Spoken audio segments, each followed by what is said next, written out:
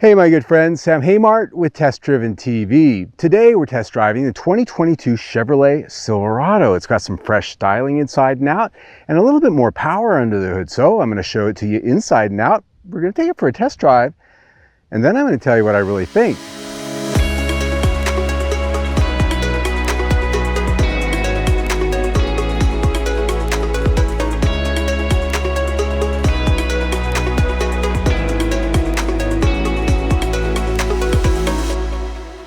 Before we get out on the test drive, let's talk about what we've got. It's very hot here in Phoenix, Arizona today. It's over 115 degrees as I stand here, so I'll make this quick for you and for me. I want to get inside where it's cool. So what we have here is an LT 1500 four-wheel drive, and as tested, we are at $52,000 and some change. Now for 2022, they gave this a slight refresh on the exterior. You can see that mostly up front with new headlights, a new grille, and a new front fascia down on the lower bumper area. The new grille is something that you're going to see change depending on which trim grade you get with the new 1500, and the headlights on this one, of course, LED. They have a new animated daytime signature light that gives you a little bit of a show when you come and go. Optional here, the 20-inch wheels come standard with 18. At the back, LED taillights as well. Now this one has the optional tailgate. That's very cool, I have to admit. I kind of like these gizmos. It opens on the top section so that you can lay some lumber or things like that over the tailgate and they won't slide back and forth. It gives you a way to corral those things, and when it's down you can use that section as a step. Very cool. If you've always been jealous of Ford and their man steps, why now you can have one too. And lastly, at the back, the thing I always like to point out with Chevrolet trucks is General Motors, GMC as well, have that step bumper, which is very cool. It makes it so much easier to get up in and out of this thing, even with the tailgate up. The interior of the Silverado is really where you're going to find a lot of what's new for 2022. And I will point out that is only on trim grade LT and above. If you get the work truck, you're going to have the old interior, the old dash design and everything that's come before it. But if you go with LT and up, you get this beautifully designed new sort of luxury high-end dash treatment with a fully digital 12.3-inch instrument cluster that is fully customizable in a number of ways. And you also get a very large center screen, 13.4 inches diagonal screen, and that controls a number of things, all the menus and controls for the vehicle as well as infotainment. And that is paired with a new level of trim and detail across the entire dash. Here on the LT, I have sort of a wood look trim. It does have wood grain, but it's got another pattern printed into it, sort of interesting, and then a little bit of a center stack control down below. I always like it when they give me something that's not fully loaded here, and in this LT I do have cloth seats, and it's not just cloth seats, but this is actually effectively a bench seat. This folds upward and gives us a complete 3 across seating. Now this centerpiece is fixed, so if you readjust the outboard seats quite a bit, it sort of looks a little bit less like a bench. When the seat back and armrest is down, there's storage in here, and it's quite a good size area, about the size of a small rectangular Kleenex box. There's cup holders here and a few little nooks, and when this is up, underneath the seat cushion is some additional storage for other things. And the amount of storage doesn't stop. This has the traditional Chevrolet dual glove box, which is very cool. I will point out something interesting though, because we are living in a global supply crisis, both with chips and other supplies that companies need to build these vehicles. There are heated seats and there is a heated steering wheel, but if I press these buttons, nothing happens, and that's because they've been deleted. The buttons are here, and I presume the heating elements for the seats and the steering wheel also could be here, but what's not? The controller with the chips that controls them. If you look at the window sticker, there's actually a line item for deletion for these items and a credit, and it is included that they'll retrofit those items at a later date. But it's just interesting that it's sort of a sign of the times that we're in right now, that they're delivering vehicles with switches that are non-operative for features that they just didn't have the chips or parts to make work. They will fix that at a later date for all people who buy these. The rear seat of the Silverado crew cab is actually pretty spacious, as you can see.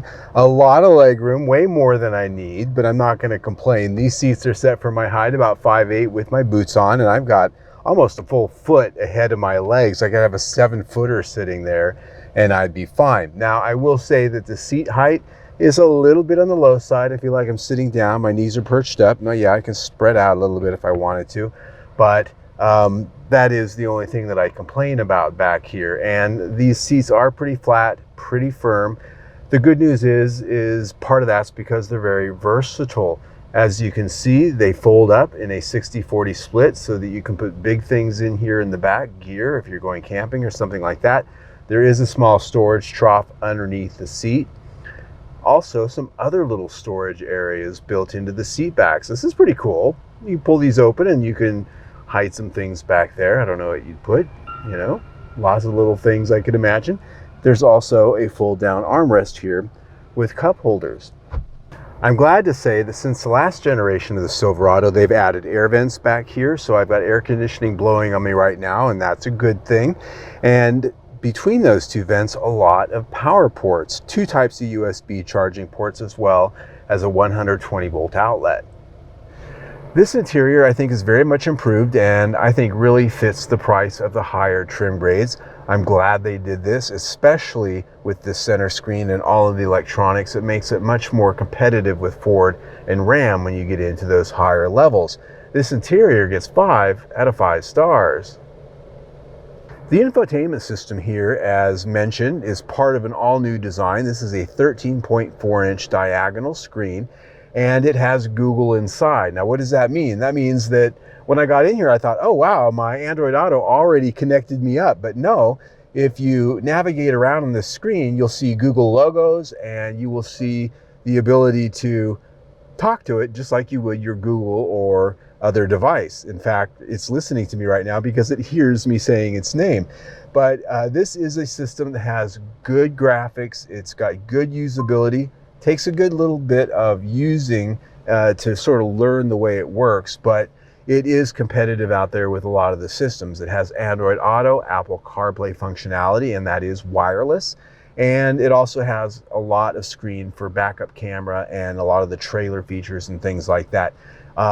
A big, huge improvement. And on the upper trim grades with optional equipment, you can have higher end audio behind that. This system gets 5 out of 5 stars. I gotta tell you folks, I am so happy to be behind the wheel with the air conditioning blowing on my face. Woo! It is freaking hot today. Anyway, time to take a drive finally, and I think the big question for a lot of people with this particular vehicle is how does this actually drive with this 2.7 liter 4-cylinder turbocharged engine in a full-size truck? So, if you watch my videos, you know the question I always like to ask is how does it go? So let me come to a complete stop and go. Kind of slow off the line. It's working. And 60. Now, in fairness, it is 115 degrees today. The air conditioner is on, okay? That taxes any engine, particularly a small one, and that's something to keep in mind when you're out there looking at trucks and considering which engine to have. I will say that I think the power here is more than adequate. It's not a disappointment. When you look at the specs, this engine's actually pretty impressive for being as small as it is. 310 horsepower, 410 pound-feet of torque, and that's a lot. That's a lot of freaking torque. That is a 30% improvement over last year's 2.7 liter turbo. That used to be 348 pound-feet of torque. Horsepower is the same, torque is way up. It comes mated here to an 8-speed automatic transmission, not the better 10-speed that you're going to get with all the other engines. So you do have a few less gears when you go down to the 4-cylinder. Nonetheless, this can tow up to 9,500 pounds when you have 2-wheel drive. A little bit less if you look at the specs with 4-wheel drive. This is an engine that I've been impressed with before. Last time I test drove the vehicle, it's got plenty of refinement. The only thing I think is a little bit hard getting used to is the fact that it sounds like a 4-cylinder, and if you've spent your life driving full-size trucks as I have, it just seems a little weird. Like, it's a 4-cylinder. Different. But if that's not an issue for you, this is not a bad way to go for a base engine. The transmission works very well. You've got a manual shift mode here on the lever. Nothing wrong with that. It does have auto start stop, which hasn't engaged on me a single time this week here in Arizona because it's been well over 100 degrees every time I've driven this truck and the air conditioner's been on. So now we've got to talk fuel economy, because this is the smallest engine you can get in this truck. Any full-size truck for that matter, 2.7 liter 4-cylinder turbo engine.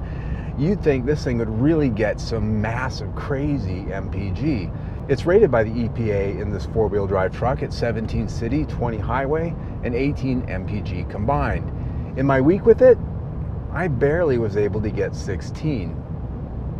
You know what? That's V8 MPG. And that really is the rub for me with this powertrain. It's refined, it's got plenty of power.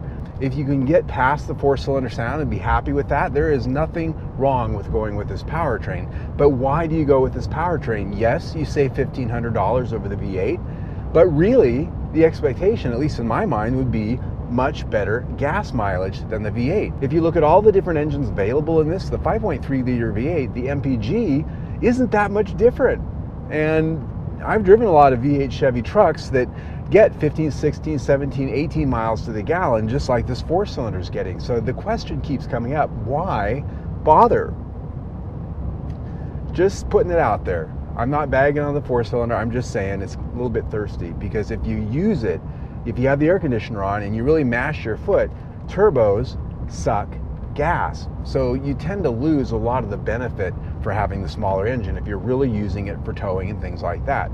All of that said, this powertrain gets 4 out of 5 stars.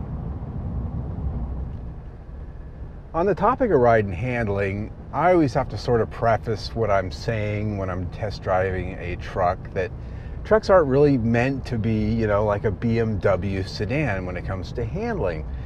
What I found with this truck this week is that it does feel lighter than its predecessor, because it is by almost 450 pounds. And that translates to a steering feel that's got a nice light feel. I actually like the way it feels. It's very comfortable to drive in that way. And the suspension is tuned, like a lot of Chevrolet trucks, pretty stiff when it comes to the rear axle, and the front suspension tends to be a little bit more on the bouncy and floaty side. And so out here on this back road, what I'm noticing is I'm getting a little bit of a float in the front suspension, and that's something that is pretty pronounced when you're driving around town and you go over speed bumps and things like that. You'll notice the front tending to bob up and down a little bit more than the back, and that makes sense to some degree, because you're going to put a load in the back of this at some point, and you want the suspension to be equally controlling your ride and your handling and all of those things at that point. Out of highway on speed, it's got a nice stable ride. Wind noise and road noise, surprisingly, is actually pretty low. Even though this has a little bit more of an off-road oriented tire on it, not necessarily a pure street tire, it's pretty quiet. On my 70-mile-an-hour cruise, this tested out at 60.4 decibels. That is very quiet for any vehicle, let alone a truck.